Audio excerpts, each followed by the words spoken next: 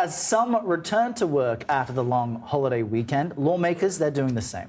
President Biden is back in the Oval Office today, shifting his focus to the lame duck session of Congress before Republicans take over the House.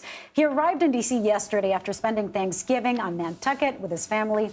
Among the priorities on the president's agenda, marriage equality, and listen to this, a possible assault rifle ban.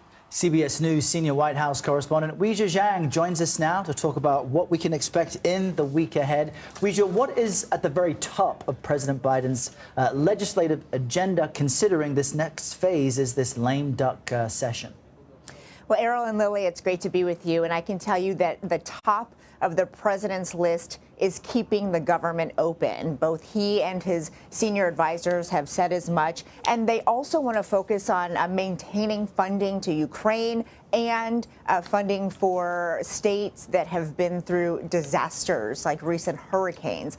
But to what you just said earlier, yes, the Marriage Equality Act, electoral reform is also a priority of the president's, as well as confirming more judicial nominees. But what we really are watching is what you said about a ban on assault rifles. Now, President Biden said he would make a push for that in light of all the recent high-profile shootings that we have been covering here.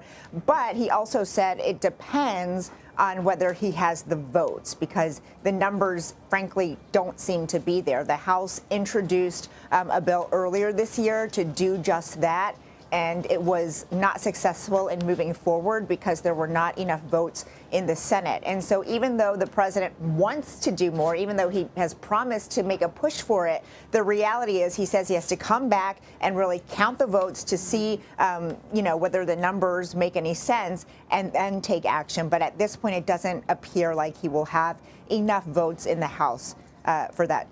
House and Senate to get that done. Well, it's something that a lot of families who've lost loved ones to gun violence have been protesting for. Of course, first thing that comes to mind is those families in Uvalde that we followed all the way to document what they're doing and their advocacy in D.C.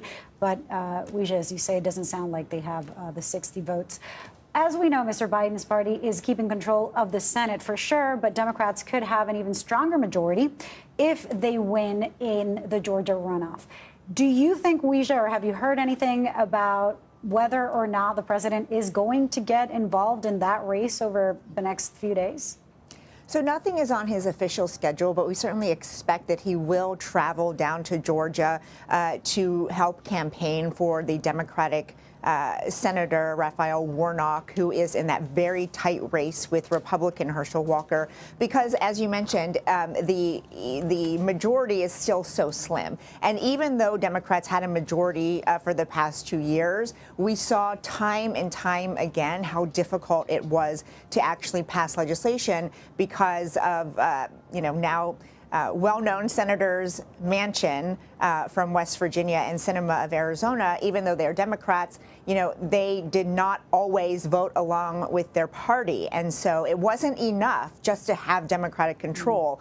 And so even one vote could make a real difference the next 2 years. So they certainly see this as an opportunity. And I expect that the president will be in Georgia at some point before Election Day for the runoff. But it does also make you think, Weijia, how the Biden presidency and its legislative goals may change, considering there will be a split of power in Congress. I know the president has said he can work with Republicans on a number of issues, including lowering prescription drug prices. How would you characterize the second half of the Biden administration, considering the makeup of Congress is changing?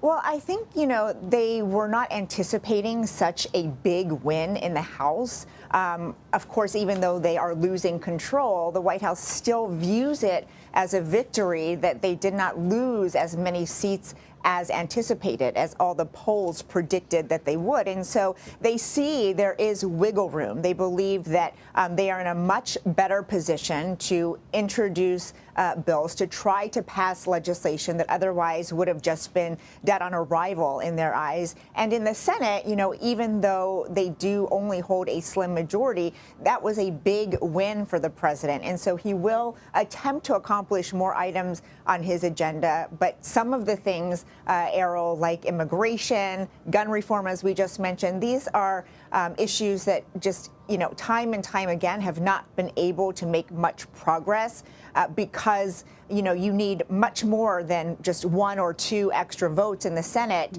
You need 10 in many cases to clear the filibuster to even get to a vote. And so I think the administration is going to be really tactical when it comes to choosing what to focus their priorities on because they are also realistic about what they can and cannot do. Well, we'll continue following your reporting on these and other priorities through the lame duck session.